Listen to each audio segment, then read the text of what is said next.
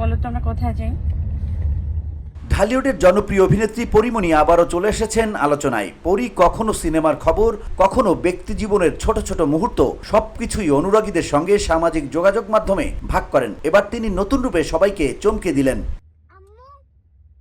বুধবার পরীর verified Facebook পেজে শেয়ার করা ভিডিওতে দেখা যায় বোরকা পরে সন্তানের সঙ্গে বের হচ্ছেন তিনি।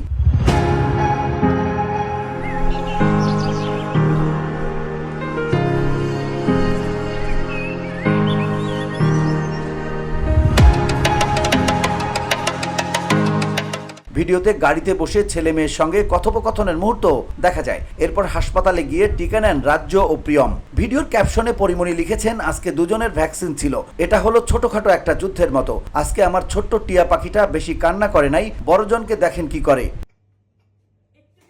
ভক্তদের মধ্যে অল্প সময়ে ভিডিওটি ছড়িয়ে পড়ে। পরীর বোরকা পরা লুকের প্রশংসা করেছেন অনেকে। একজন লিখেছেন, মাশাল্লাহ মাশাল্লাহ, পরীমণি আপু বোরকাতে খুব সুন্দর লাগছে। আরেকজনের মন্তব্য, হিজাব নিকাবে আরো বেশি সুন্দর লাগতেছে, মাশাল্লাহ। শুধু সন্তানের টিকা দেওয়ার মুহূর্ত নয়, মা হিসেবে পরীর নতুন উপস্থাপনাও মুহূর্তেই মন কেড়েছে ভক্তদের। VOD Bangla news desk.